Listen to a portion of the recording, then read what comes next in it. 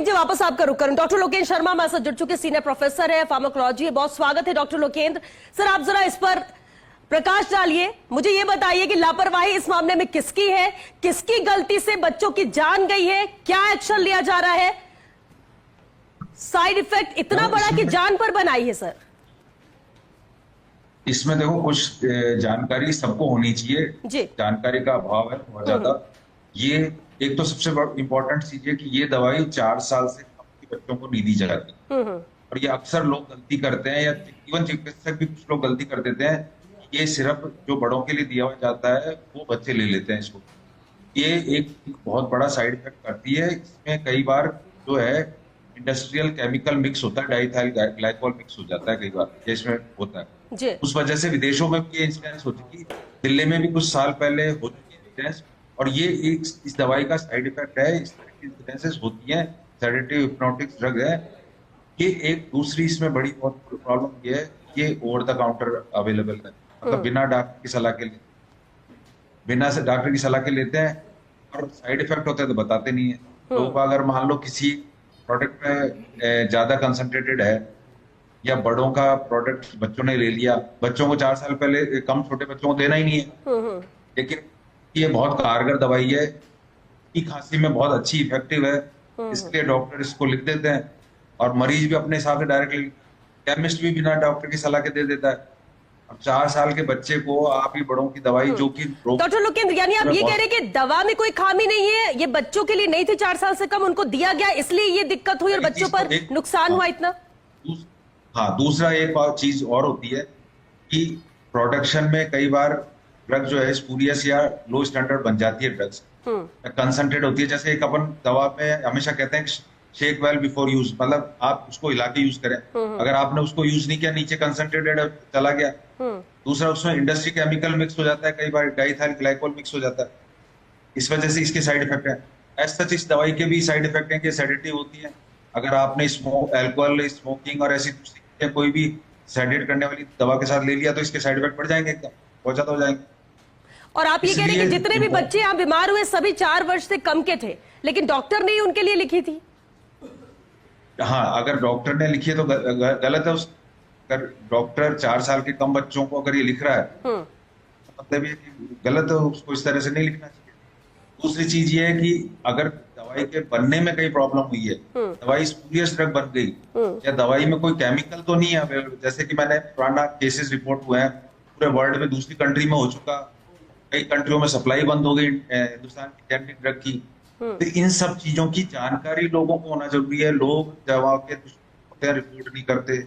इस समय हमने फार्माकोविजिलेंस वीक आया कोटा मेडिकल कॉलेज में, अभी मैं प्रिंसिपल कोटा मेडिकल कॉलेज में, हमने पूरे 7 दिन तक पूरा जागरूकता कार्यक्रम किया, इवन ब्लड डोनेशन किया। जब भी हमने जागरूकता कार्यक्रम किया तो लोगों को दवा के दुष्प्रभाव की जानकारी होना जरूरी है। अगर किसी को जरा सा भी दुष्प्रभाव हो रहा है तो एटलीस्ट अगर वो रिपोर्ट करते तो ये सैंपल हट सकते हैं इस तरह के। अगर कोई स्पूरियस ड्रग का सैंपल है, पहले तो ऐसा चीज दवा के साइड इफेक्ट होता है, दूसरा इस दवा को बच्चों में नहीं देते, तीसरा इस दवा को जैसे केमिकल मिक्स होने के चांसेस हैं। लेकिन डॉक्टर लोकेंद्र, अलग से जागरूकता कार्यक्रम वो समझ में आता है, लेकिन ग्रामीण क्षेत्रों में भी जब डॉक्टर ये दवा लिखकर देखते हैं तो ये तो जिम्मेदारी डॉक्टर की बनती है कि समझा कर लिखे कितनी डोज देना है, किसे देना है, और ये बखूबी उन्हें समझाना पड़ेगा। जिम्मेदारी डॉक्टर की बनती है, आप आम जन को इसके लिए जिम्मेदार नहीं ठहरा पाएंगे। हाँ, डॉक्टर्स को भी हम फार्माकोविजिलेंस वीक में हम डॉक्टरों को भी जानकारी देते हैं। ये दवाइयां, अब जैसे ही दवाई का किसी दवाई का साइड इफेक्ट का पता चलता है, पूरे देश में अलर्ट जारी हो जाता है, उसकी दवाई से ये साइड इफेक्ट हो रहा है, उस अलर्ट की जानकारी होनी चाहिए डॉक्टरों को। फार्माकोविजिलेंस नेशनल फार्माकोविजिलेंस प्रोग्राम जो गवर्नमेंट ऑफ इंडिया का प्रोग्राम है, उससे डॉक्टरों को जुड़ा होना चाहिए। डॉक्टर जुड़े हुए नहीं है। लेकिन डॉक्टर लोग इस दवाई की सप्लाई पर फिलहाल रोक लगा दी गई है, क्या इतना काफी है? हाँ, सप्लाई पे तो डेफिनेटली रोक होनी चाहिए, होती भी है। जैसे भी पता चलता है कि दवाई के साइड इफेक्ट की रिपोर्ट आती है, फट से दवाई वो सैंपल विड्रॉ हो जाता है, उस पे रोक लग जाती है, नेशनल लेवल पे उसकी सप्लाई बंद हो जाती है। ये सारी चीजें, ये दवा के दुष्प्रभाव के हेल्पलाइन पे रिपोर्ट करने के उसके एक तरीका है। ये मीडिया में आने से पहले ही दवाइयों पे रोक लग जाती है। ये दवाई ऑलरेडी बच्चों के लिए इस पे रोक है, बच्चों में नहीं दे सकते, लेकिन फिर भी ओवर द काउंटर अवेलेबल होने की वजह से डॉक्टर की सलाह के बिना मरीज जो है वो ले लेते हैं इसको, क्योंकि ये सूखी खांसी में बहुत कारगर है। दूसरी क्या है कि खांसी अगर गीली खांसी है उसमें भी अगर इसको दोगे तो ऐसा चाहिए निमोनिया कर देगी, बहुत डेंजरस हो जाती है। ये जानकारी नहीं है लोगों को, इवन डॉक्टर लापरवाही करते थे इस तरह की। तो हमारा ऑब्जेक्टिव या आपका मीडिया का ऑब्जेक्टिव होना चाहिए कि डॉक्टरों को, मेडिकल स्टूडेंटों को आईएमए के और नेशनल गवर्नमेंट ऑफ इंडिया के जो नेशनल फार्माकोविजिलेंस प्रोग्राम जो है उस प्रोग्राम से जोड़े, दवाओं के दुष्प्रभाव या दवाओं के जो अलर्ट जारी ठीक होते है, हैं ये एक पहलू होगा कि जागरूक होना चाहिए, जानकारी यहाँ पर डॉक्टर्स दे। लेकिन अब इस मामले में जब बच्चों की जान गई है, कई बच्चे भी। एक सेकेंड डॉक्टर लोकेंद्र, मेडिकल फॉर्मूले में तो कोई खामी नहीं थी, सिर्फ ड्यूरेशन में ही बच्चों की तबीयत बिगड़ी है। सप्लाई की बात भी कही जा रही है, तो क्या कोई मेडिकल फॉर्मूले में तो कोई दिक्कत नहीं थी, कोई खामी नहीं थी जिस वजह से ऐसा हुआ? इसमें देखो फॉर्मूले में दो चीजें हैं। पहली चीज तो अगर ये फॉर्मूला सही है तो भी ये साइड इफेक्ट करता है, बड़ों में भी करेगा, छोटों में भी करेगा, छोटों में रोक है पहली चीज। दूसरी चीज ये है कि इस जो फॉर्मूला है इसमें जो बनाने के मेथड में या किसी वजह से इंडस्ट्रियल केमिकल जो है डाइथाइल गाइक्लो ये मिलाया जाता है या मिल जाता है, या उसका कंसंट्रेशन कुछ ज्यादा अगर हो जाता है या ड्रग थोड़ी स्पूरियस हो जाती है तो वो साइड इफेक्ट करता है, वो बड़ों में भी कर सकता है। तीसरी बात यह है कि इसके ओवरडोज हो या इसको एक बार बिना हिलाए यूज करते हैं, लिमिटेड अमाउंट में ही चला जाता है, या इसके में अगर कोई और दूसरी ड्रग चली जाती है तो इसके ये साइड इफेक्ट इस तरह के होते ही हैं। तरह के ये जो साइड इफेक्ट हैं, रेस्पिरेटरी डिप्रेशन होना, घबराहट होना, धड़कन बढ़ जाना, उल्टी होना, चक्कर आना, ये सब चीजें इसके साइड इफेक्ट। इस दवाई के साइड इफेक्ट है, ये दवाई एनएमडीए रिसेप्टर पे काम करती है, इसी वजह से खांसी में, सूखी खांसी में दी जाती है। कि दवाई कारगर होने की वजह से इसको ज्यादा यूज करते हैं और ओवर द काउंटर भी यूज हो रही है। मेन प्रॉब्लम ये है कि इस दवा में डेफिनेटली कुछ ना कुछ केमिकल मिक्स अगर गड़बड़ हो जाता है, इसके कंपोजिशन में गड़बड़ हो जाती है, तब ये और ज्यादा एक्सेस में साइड। तो क्या क्वालिटी चेक पर सवाल है? निःशुल्क दवा वितरण में दवाइयां हैं तो सब क्वालिटी चेक होकर ही तो ये अप्रूव होती होंगी और उसके बाद ही दी जाती होंगी, ये काउंटर में होगी?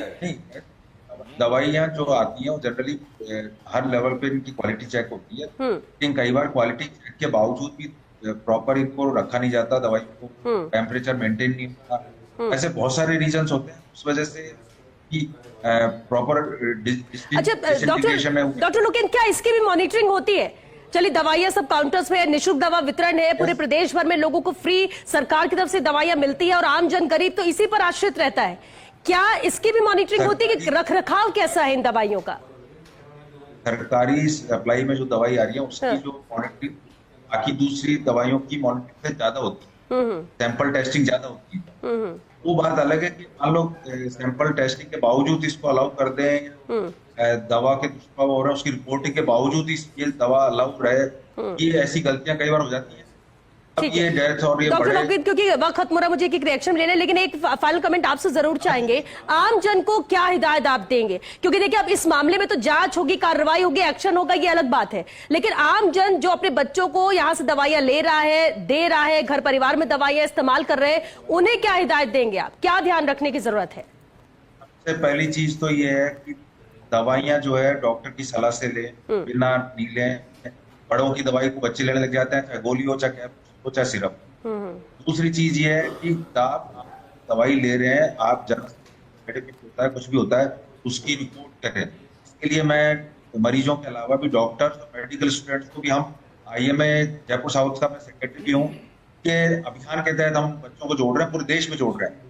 मानसिक स्वास्थ्य जागरूकता हो, चाहे सेफ दवा यूज का जागरूकता हो, एंटीबायोटिक रेजिस्टेंस की जागरूकता हो, सब प्रोग्राम से हम देश के बच्चों को जोड़ रहे हैं, मेडिकल स्टूडेंट्स को जोड़ रहे हैं। तो सबसे मीडिया को भी इन प्रोग्राम से जुड़ना चाहिए, मीडिया को भी इन प्रोग्राम्स का पार्टनर बनना चाहिए। सेफ मेडिकेशन है तो नेशनल प्रोग्राम है, नेशनल फार्माकोविजिलेंस प्रोग्राम जो गवर्नमेंट ऑफ इंडिया का नेशनल प्रोग्राम, की जानकारी डॉक्टर्स को, मेडिकल स्टूडेंट, आम जनता को कहाँ से होगी? टोल फ्री नंबर है, वेबसाइट अवेलेबल है, ये अगर लोगों को जानकारी होगी जब भी तो एक इंसिडेंस अगर छोटी सी होती है, हल्की से साइड इफेक्ट होता है, रिपोर्ट होगी, सैंपल ब्लॉक हो जाएगा, बंद हो जाएगी, दवा बैन हो जाएगी। अगर जब तक रिपोर्ट नहीं करेगी जनता, ठीक है, हर किसी की जिम्मेदारी बनती है, लेकिन यहाँ पर सरकार की जिम्मेदारी ज्यादा बनती है।